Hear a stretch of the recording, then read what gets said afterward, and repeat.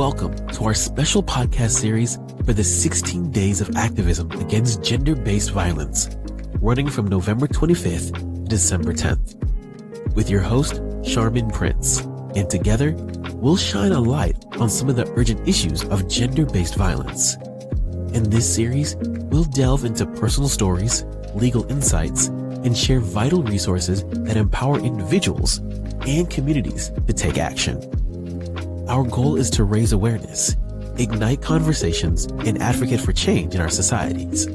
Join us as we embark on this critical journey to stand against violence, uplift survivors, and promote a world free from fear and abuse. Let's get started.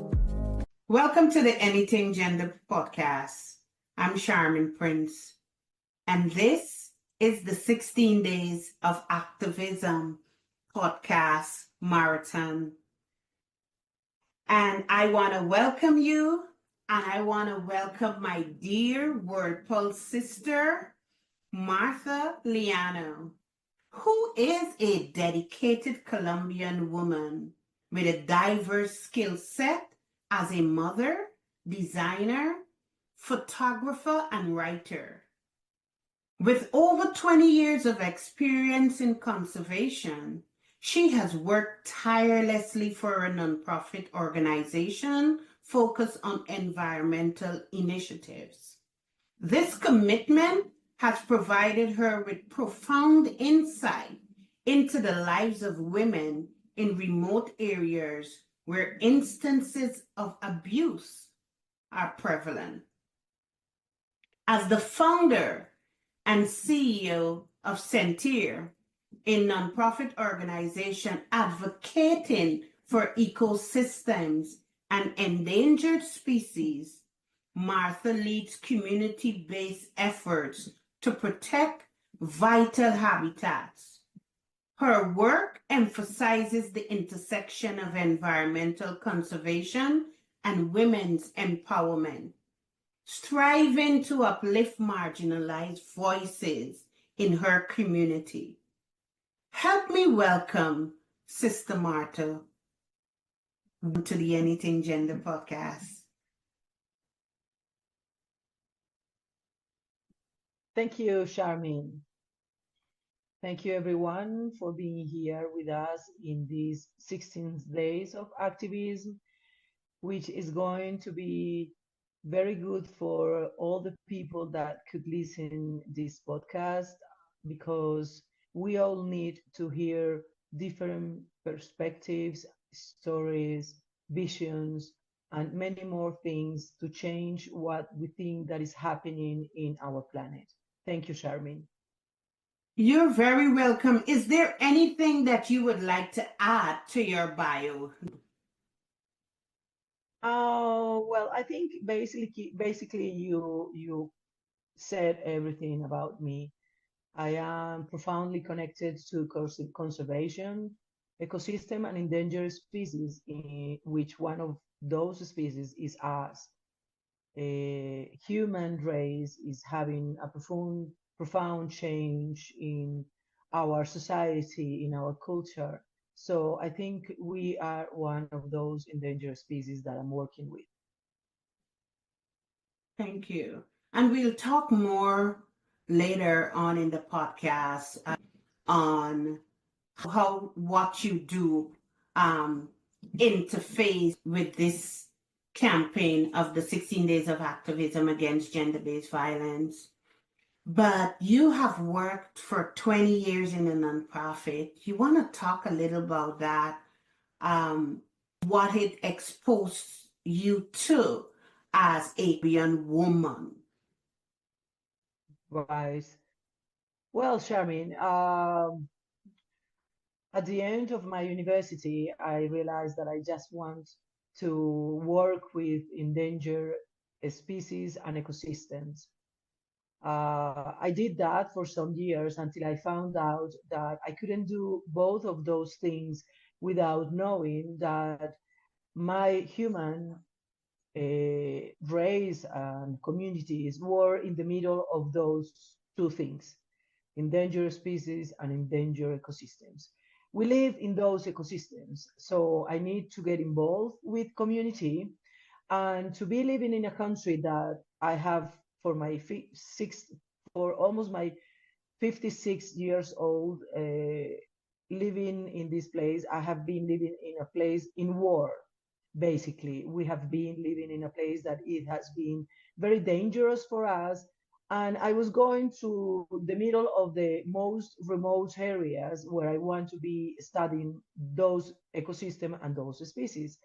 So I got in the middle of that, and I found out different things that were very difficult to resist, because here in those rural areas, people has normalized for many years to be violent against women. So we have been living with fear, which is one of the most dangerous emotion that we could have, even though that same emotion has been getting us as a species here where we are.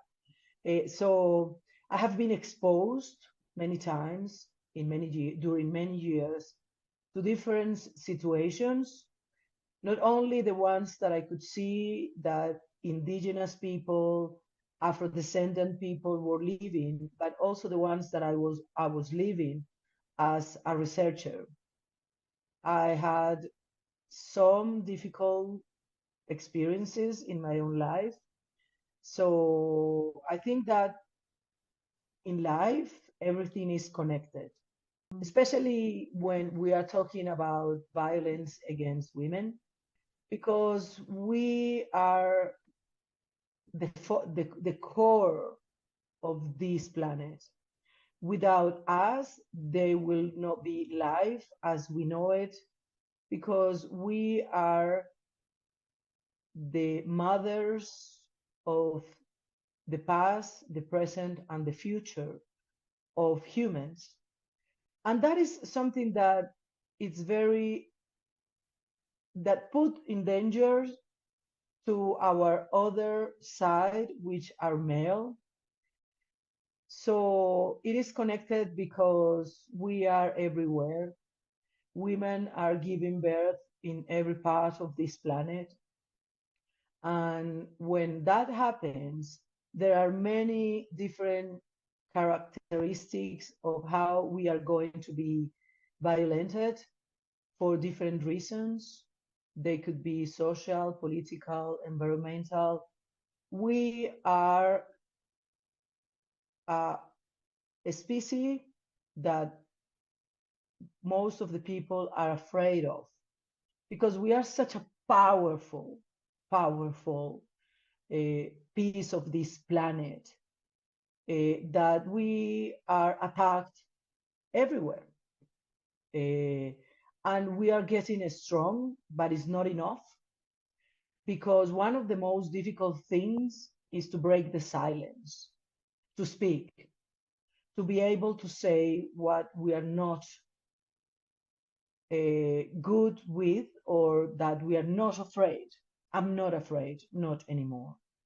But I used to be afraid, not now. So I think that this is connected, because for me, this campaign, especially in my heart, should be to allow and invite other women, other women, to talk, to break the silence, to be able in these, say, 16 days and for the rest of their lives to speak and to break the silence. Thank you so for unpacking so many nuances and stories in that little introduction. I love how you tied the ecosystem into gender-based violence, and you raised an important factor that is like my fourth question about breaking the silence. How would you encourage women to break the silence? As a Colombian, a society, I think you mentioned conflict.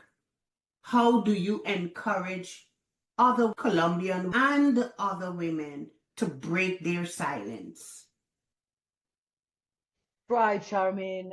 Well, I encourage every woman in this planet to break the silence, basically believing that to live with that pain is going to be more harmful than anything else in the world, because it's inside of your spirit, your body, every part of yourself.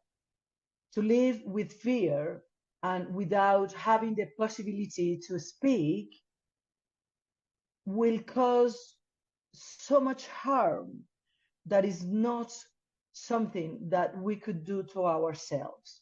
I never thought that I have done it to myself. It took me 13 years to be able to speak after a sexual abuse. And when I realized all the harm that I have caused me and have caused to others because that trauma that I have, I realized that I have done something wrong.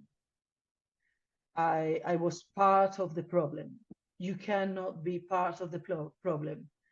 To break the silence it's to step out of that part and to take action. But if you don't break the silence, you are going to be like complice of the people or the actions of the things that are causing you so much pain in your spirit. Sister Martha, I'm going to pause for a moment. I'm going to say thank you for sharing, for being honest, for being vulnerable, and for your authenticity. I know that it's not easy what you just shared, but for me and all the other people that will listen to this video, thank you. And I know that you have just encouraged other women to break the silence. Thank you, Charmaine.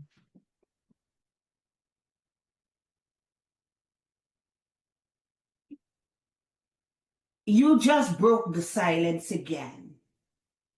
I love how you put it, that if we remain silent, we are supporting the perpetrators or the abusers. I've not heard that perspective.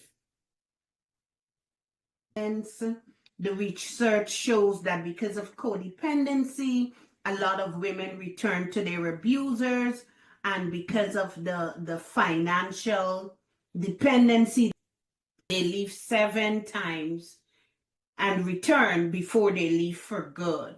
With sexual abuse, it's because of the shame and the guilt that we feel, and we don't want people to know because of stigmas and labels that sexual abuse falls under. And if you're not comfortable answering, please tell me I'm not comfortable, move on. What led you to break the silence after 13 years? Well, it's a beautiful story, but basically, I broke up my marriage after 13 years. That was the cause. I was sexually abused by some people that broke into our house in the rainforest, and I never healed. I could never heal that. And but when you are trying to heal, to forgive, to forget, you don't realize that you are in the middle of dealing with something so huge. I heal, and I think that I did, because it is still very strong in my spirit. But I heal that through writing. Um, I have to do some writing, and I start to write a story of another friend of mine who was raped. And in the middle of that story, I mixed that story with mine, because it was like it is easy to talk about others, but not about ourselves. It is easy to say what the people should do when you are not the one that should be doing that. It's very easy to put your finger to tell people what is good or wrong, but when it's about you, we have fear. So I received help from whirlpools because the writing was for them. And I have a spiritual editor that I didn't know what it was going to be for until that day, until I start writing the story, and that story became my story. So at the end of that writing, which took me like a month to end up with, I realized that I have been able to share the story and to find the trauma that I had in my spirit, in my soul, in my body for so many years. I never knew that before. I knew it when I found out that pain and I took it out. And since that, I have been able to talk about it, not as openly as I want, because it creates a stigma in people that has been abused. So, but I don't have nothing to fear. I don't have regrets. I don't have even the regret that it took me 13 years. But I am grateful that it didn't take longer, because I could have been destroyed my own life.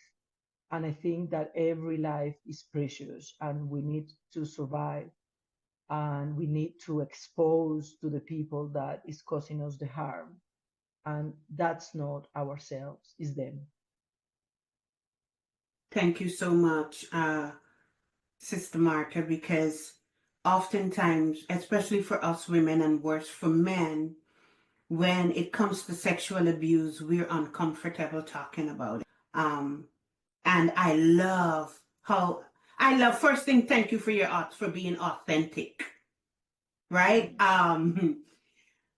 Because I love how you said, while writing the story, you were able to incorporate some of yours, and it brought about some healing.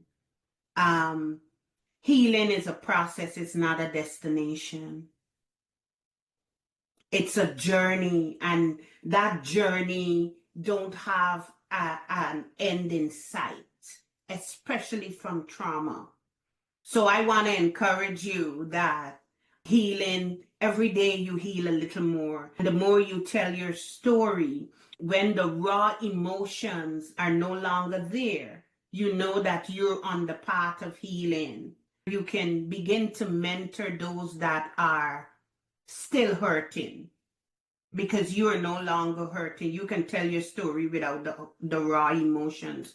So I just want to encourage you. I have a chat bot on my website that has been trained to talk about healing from trauma, because as a survivor, I know what it took me.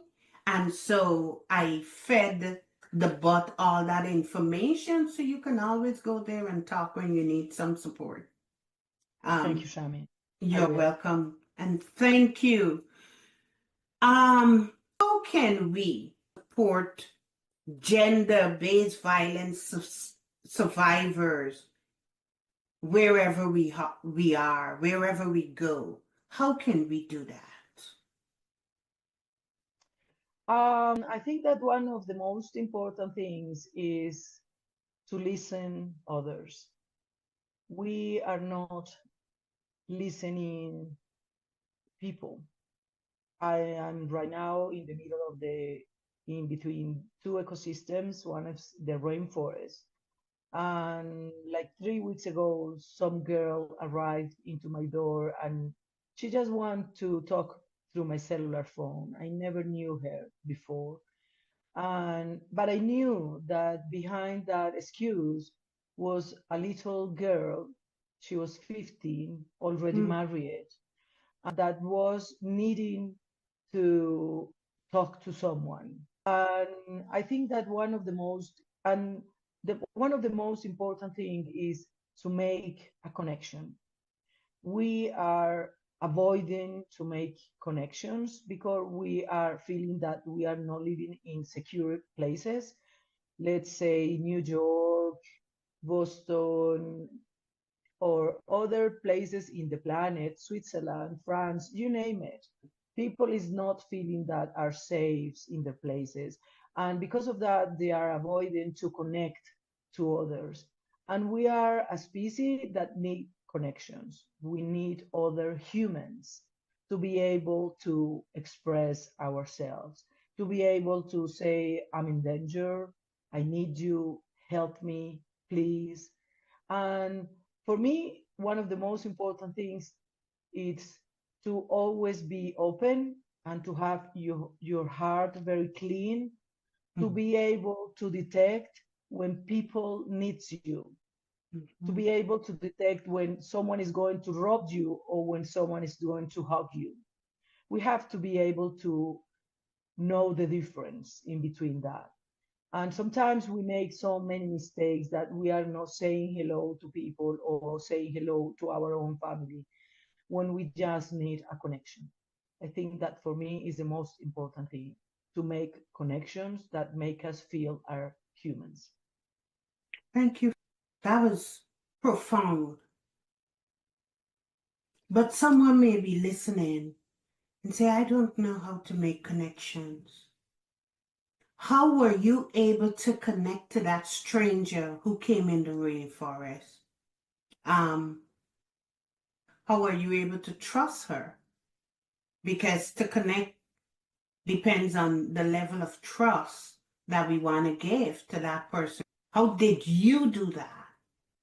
All right. Okay. Well, we are a very complex species. Okay. And knowing that fear is the most primary emotion that we have as humans, I just let the fear away from me. And when I put the fear away, my own knowings, since my old, very old ancestors could talk to me through different ways. My body could speak to me, and I am able to listen to my body. When I'm able to connect to my own body, my own spirit, there is no chance that I could be wrong. I need to be able to listen to my inner voice, to put the fear a little bit aside, because that comes from an old and antique era. And in that moment, I breathe and I look the other people into their eyes. And when I get that connection, everything is done. We are talking even without voices. I could listen to my body and I could get bubbles, bubbles, something that you said in English that I love.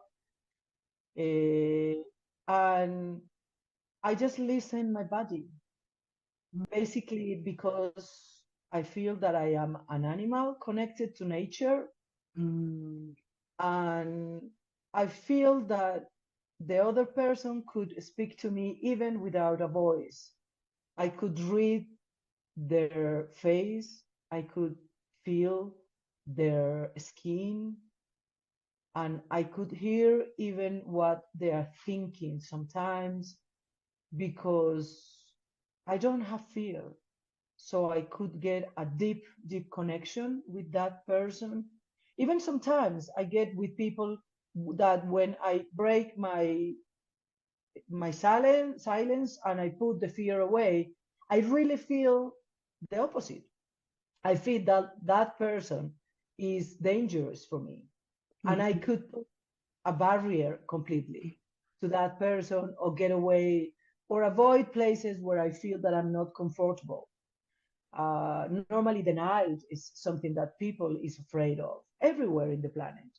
We have six primary emotions as humans everywhere where we are. Doesn't matter which culture we belong to.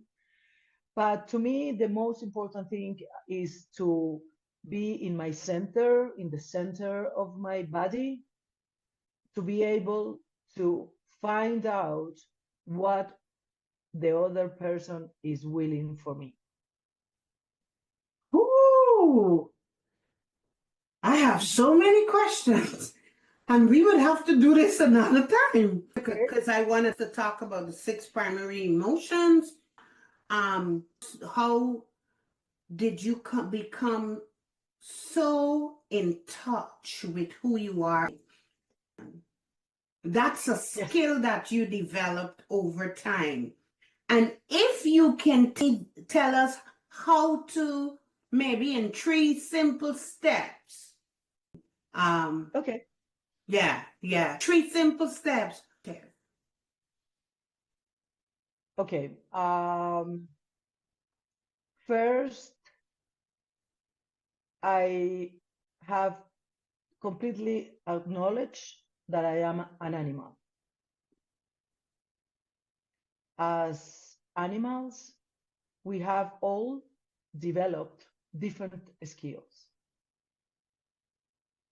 And one of the most important skills for me is to be able to read the language of the body, because the body, it's not able to lie. People through language do lie, but your body do not. You can read the lips, the eyes, the movements, everything of someone that is going to attack you, or of someone that is going to give you a kiss or a hug, or someone that is willing to talk to you, even without words, or even without seeing that person even. Because I believe as that human, as animal, has a telepathic capacity to be able to communicate as we used to do a long time ago. So to me, it's just to realize I'm an animal, I have skills, and the most important skill is that I could read others. Beautifully presented. As you're talking and I'm listening to you, I am thinking of women who are currently in an abusive situation, and you have just given them skills to how to operate. You have given our youths skills on how to read their environments. You have provided us support on how to become in tune with who we are. So thank you. Thank you, Shami, to you as well. Whew.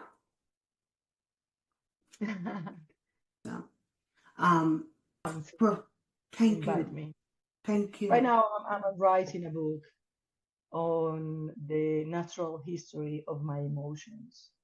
So I would love to talk about that, because it is very powerful how through emotions we are alive, and we are going to live during our lifetime different histories that are going to put our emotions on our skin, and it's very powerful when we heal and we are able to understand that this is just a journey and that we're not going to end feeling or having experiences. What we're going to have to find out is how to manage that situations, emotions, stories, and how we are going to get them inside our spirit. Our spirit came here to live emotions, and that's the only thing that we are going to take with us when we are going to part for another dimension. So we have to try to find the best emotions to live with, to find beautiful journeys in the future. How can we get men involved in the fight against gender-based violence, especially in Colombia? Well, one of the most difficult things to me is that when men are being violent to women, the harmful thing to me is that they are being harmful to themselves. They are carrying a stigma, as we are carrying many stigmas as well. They are carrying one of the most difficult for me, that is that you cannot be vulnerable. They are. They are as vulnerable as we are. There are many men that are being, they are having, that other women or other men are being violent with them. And to me, one of the most difficult things is that to try to make them understand that we are not living in a war anymore. They have been living in so many wars during all our evolution time that they're still believing that that is true. And they are not in war anymore. We are not living this war, not in our homes, not in our partners, our friendships, our lovers. War is something that we have to end up, and they have to believe it, because we have to help them to understand that it's over, that there is not necessary, that we are not something that they are going to hit, because we are something that is going to be a companion for them in this lifetime. Thank you so much, Sister Martha. Go ahead. What can we do as women to advocate against gender-based violence?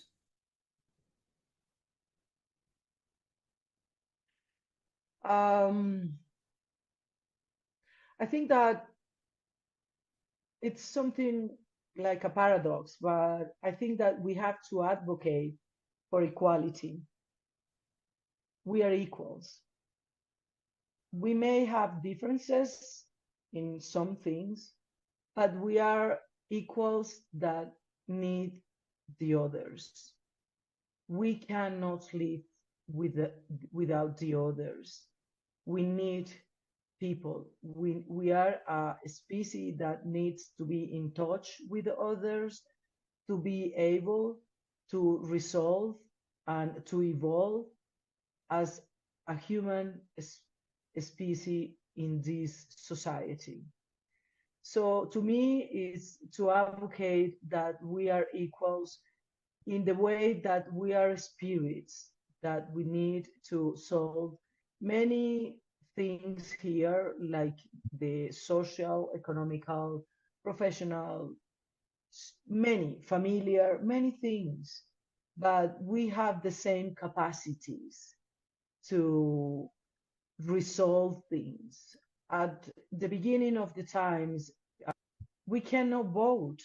Women cannot vote because we weren't able to do it, because the others think that we didn't think. At many other areas, like let's say engineering, a space engineer, when they thought that a woman could do that, because they have seen us as different. Even women seen women different. And that is something that we have to stop. Sometimes our own mothers, grandmothers, or many others, even my friends that are the same age of mine, they think that we are different and that we have. I think that one of the most important things is to listen others. We are not listening people. I am right now in the middle of in between two ecosystems. One is the rainforest. And like 3 weeks ago, some girl arrived into my door and she just wanted to talk through my cellular phone. I never knew her before. But I knew that behind that excuse was a little girl. She was 15, already married, that was needing to talk to someone. And I think that one of the most important thing is to make a connection. We are avoiding to make connections because we are feeling that we are not living in secure places. Let's say New York, Boston, or other places in the planet, Switzerland, France, you name it. People is not feeling that are safe in their places. And because of that, they are avoiding to connect to others.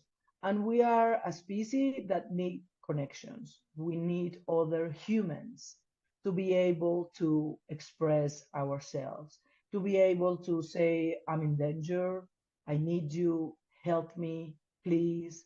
And for me, one of the most important things is to always be open and to have your heart very clean, to be able to detect when people needs you, to be able to detect when someone is going to rob you or when someone is going to hug you. We have to be able to know the difference in between that. And sometimes we make so many mistakes that we are not saying hello to people or saying hello to our own family when we just need a connection. I think that for me is the most important thing, to make connections that make us feel are human. First, I have completely acknowledged that I am an animal. As animals, we have all developed different skills. And one of the most important skills for me is to be able to read the language of the body, because the body it's not able to lie. People through language do lie, but your body do not.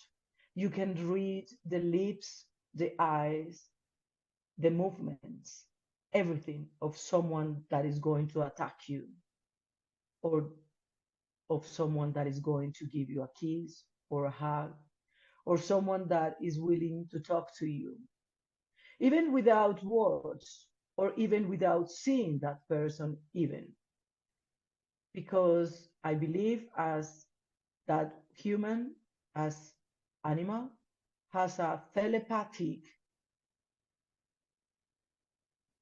capacity to be able to communicate as we used to do a long time ago. So to me, it's just to realize I'm an animal, I have skills, and the most important skill is that I could read others, putting that signs on our heads, on our front heads, saying what we are. We are humans, and we need each other to succeed in this journey that we have in this beautiful blue planet. Thank you so much, Sister Martha. Right. Before we end, I know I'm going to put it in the show notes, but how can our listeners contact or find you? Right. I have, well, basically two ways. One is through Instagram, which is dot Martha with H, Elena Llano, and also through my website, which is marthallano.com. Okay. So thank you. This has Thanks to you, been Charmaine. an episode of the Anything Gender podcast for the 16 Days of Activism 2024 campaign.